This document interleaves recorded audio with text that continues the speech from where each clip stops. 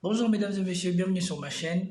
Alors pour cette vidéo, on va s'intéresser à quelqu'un que je ne connaissais pas, une certaine Alexis ou attendez que je vous lise son prénom, Dazilis Lecor. Elle travaillerait pour le journal du JDD et elle serait chroniqueuse à BFM TV. Alors, il y a vraiment un problème. Même quand on essaye de s'intéresser à l'actualité internationale, dès qu'on nous on repasse un petit peu sur Twitter ou sur YouTube, on retombe sur les dingueries en France. Ici, on va s'intéresser à la séquence où elle parle de la LFI et des musulmans. J'aimerais que on écoute ça et après on analyse. Si vous n'êtes pas choqué, faites-le moi savoir dans les commentaires. Comme toujours, likez, partagez, commentez pour faire grandir la chaîne, lutter contre le shadow banning et le signalement de mes vidéos. Merci et c'est parti. La France insoumise va se radicaliser à mon avis et substituer, comme elle l'a déjà fait, son électorat ouvrier par un électorat issu des banlieues. Et on le voit avec son clientélisme que je juge crasse avec les musulmans. À mon avis, vous n'êtes pas pour cette raison sur la même ligne. Je pense que ce que vous dites est extrêmement grave, un clientélisme crasse avec les musulmans. Eh bien, je suis désolée, mais justement, le véritable respect, j'avais pas l'intention de le faire, mais le véritable respect pour des électeurs très loin dans ce de que vous toute dites. confession, ce n'est pas les instrumentaliser, en instrumentalisant notamment les questions sur Gaza. Et c'est pour ça que quand vous parliez tout à l'heure de la NUPES, il y a une grande différence entre ce que vous aviez proposé avec la NUPES, ce que vous avez proposé avec le nouveau Front Populaire. Entre-temps, il y a eu le 7 octobre. Entre-temps, il y a eu les dérapages de la France. Franchement, j'ai du mal à comprendre cette séquence. C'est pour cela que je l'ai laissé passer, pour qu'on puisse analyser calmement la teneur des propos de cette dame. Et vous voyez, personne ne la reprend sur le plateau. Personne n'est choqué sur le plateau. Imaginez-vous quelqu'un dise le clientélisme crasse de la RN envers les Juifs. Vous vous rendez compte de ce que ça aurait été comme réaction? Imaginez-vous quelqu'un de la France insoumise, ou imaginez-vous un journaliste. Imaginez Karim Zerbi faire ça. Comme on va voir la réaction de Truchot quand, sur son plateau, quelqu'un a dit que ceux qui ont contribué à faire monter le RN, c'est BFM TV et c'est CNews. Vous allez voir la réaction de Truchot. Et ici, vous voyez la réaction de cette dame? Personne ne dit rien sur le plateau. Tout le monde est d'accord. La France insoumise va se radicaliser, à mon avis, et substituer, comme elle l'a déjà fait, son électorat ouvrier par un électorat issu des banlieues. Et La France insoumise va se radicaliser, va substituer son électorat ouvrier par son électorat de banlieue. Dans tous les banlieues de France, on vote France insoumise. Il n'existe pas de banlieue de France où c'est le Parti communiste ou c'est d'autres personnes. Et si l'électorat de banlieue vote la France insoumise, ne serait-il pas justifié? Pourquoi quand c'est les votes de la France insoumise, forcément, c'est un problème, et quand c'est l'électorat des autres, ce n'est pas un problème?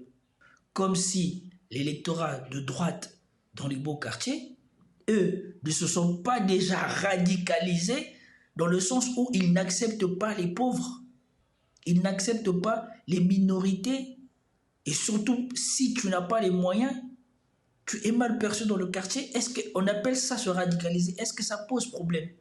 Quand vous attendez les propos de l'autre là, Estrosi, à Nice, quand vous voyez comment on vote à Nice, est-ce que ça pose problème? Pourquoi seulement pour la France insoumise, ça poserait problème? Et pourquoi ça serait se radicaliser? Et heureusement que c'est son avis, et heureusement qu'on ne vient que de la découvrir, parce que peut-être que son opinion justifie pourquoi elle n'était pas connue jusqu'à maintenant. Parce que je ne vois même pas les corrélations entre les choses qu'elle est en train de mettre ensemble. On le voit avec son clientélisme que je juge crasse avec les musulmans.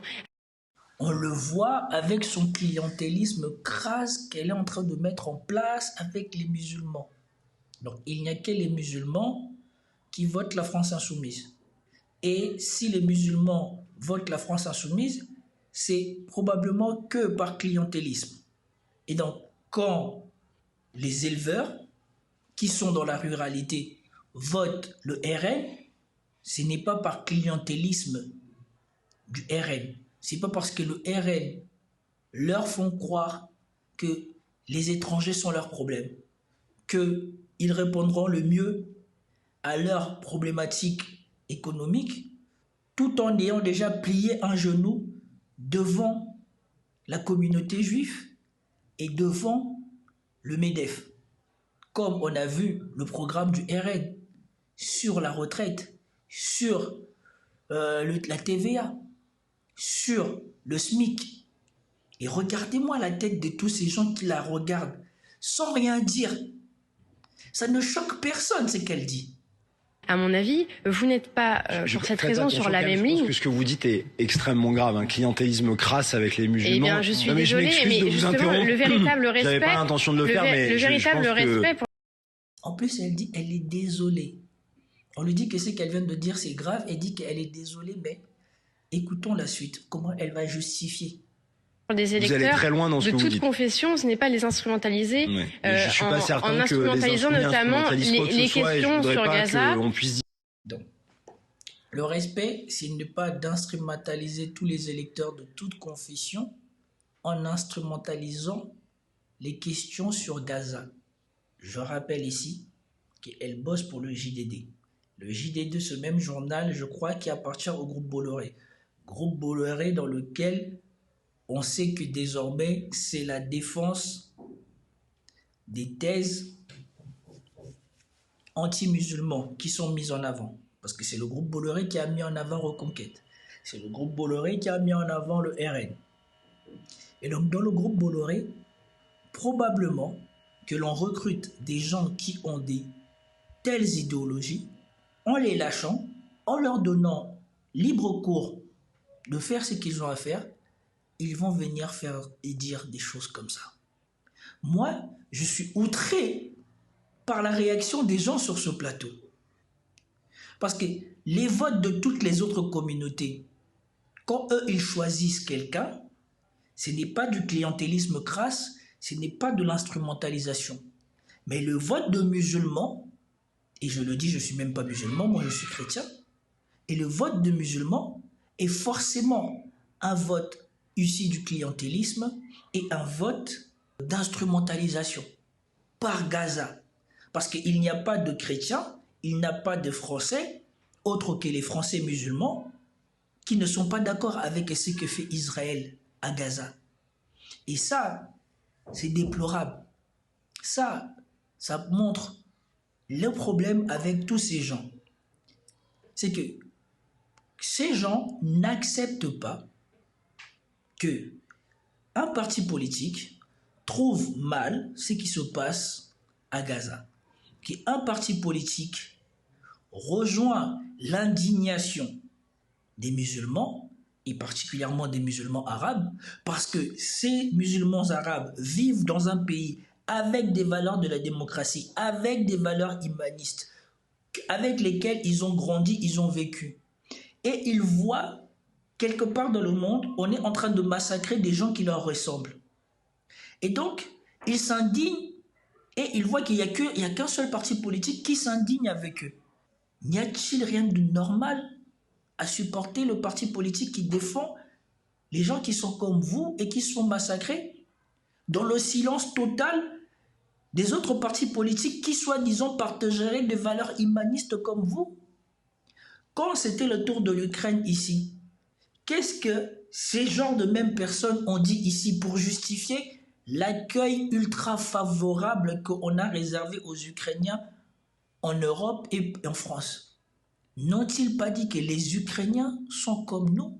Les Ukrainiens sont de culture européenne, les Ukrainiens ont la même couleur de peau, les Ukrainiens conduisent la même voiture que nous? Est-ce que cela a choqué? Ils ont fait ça tout en sachant que dans ce pays-là, la France, il y a des gens qui ont la culture française depuis leur naissance et qui n'ont rien connu d'autre. Et à qui on fait sentir qu'ils ne sont pas français. Mais là, voir des gens qui ne maîtrisent même pas le français, qui probablement ne prient même pas la même religion que les Français, parce qu'il y a une bonne partie des Ukrainiens qui sont orthodoxes. Et ces gens-là, ils n'ont de commun avec la majorité des Français qui ont tenu ces positions que la couleur de peau. Ces gens-là sont mieux accueillis que des gens qui partagent les malheurs et les souffrances de la France au quotidien avec ces Français qui avaient la peau blanche. Donc, quand c'est des Blancs, ça les arrange bien que on se soucie de ce qui leur arrive, mais quand c'est des Français qui se soucient des gens qui leur ressemblent, à qui il arrive malheur ailleurs, ça, c'est de l'instrumentalisation, ça, c'est du clientélisme. Et en plus de ça, c'est crasse. Et c'est pour ça que quand vous parliez tout à l'heure de la NUPES, il y a une grande différence entre ce que vous aviez proposé avec la NUPES, ce que vous avez proposé avec le nouveau Front Populaire. Entre-temps, il y a eu le 7 octobre. Entre-temps, il y a eu les dérapages. Mais qu'est-ce que ça a à voir ici le 7 octobre? Franchement, il faut me dire quel est le rôle du 7 octobre en France. Pourquoi la France s'est arrêtée au 7 octobre pour toutes les autres personnes qui trouvent injuste ce qui se passe à Gaza. Et vous voyez, le problème c'est que même si vous n'avez pas envie, même si vous avez besoin de passer à autre chose, c'est toujours ces gens-là qui viennent vous remettre Israël sous les yeux, la souffrance des franco-juifs sous les yeux.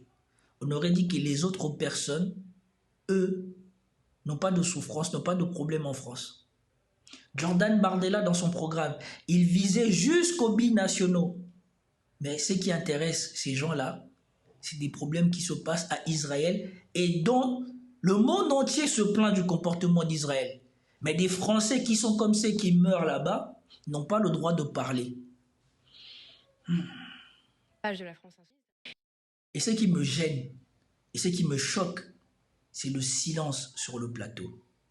Et la difficulté que vous n'avez même pas idée de la difficulté que j'ai eue de retrouver ces 49 secondes de cette séquence. Parce que la totalité de la séquence, je ne la retrouve pas. Et j'aurais bien aimé écouter la totalité de la séquence. Franchement, ça me dégoûte. En allant regarder les actualités françaises, je sais qu'il y a Barbara Lefebvre qui a fait plusieurs choses et je comptais faire une vidéo dessus, mais Barbara Lefebvre, on la connaît. Là, voir une personne, on aurait dû sortir de nulle part, venir carrément insulter le vote des musulmans de France, parce que les musulmans de France ne doivent pas voter selon leurs intérêts. Forcément, ils votent par clientélisme crasse de la France insoumise. Non pas parce que leurs intérêts se rejoignent avec les positions de la France insoumise, non. C'est forcément par clientélisme crasse. Donc, je ne sais pas si vous partagez mon avis par rapport à cette petite vidéo. Si vous n'êtes pas d'accord avec moi, n'hésitez pas, dites-le moi dans les commentaires. Je serai ravi de vous lire. C'était tout pour cette vidéo. J'espère que vous avez apprécié. Si vous avez apprécié, commentez, likez, partagez. Je vous dis à plus tard. Peace out.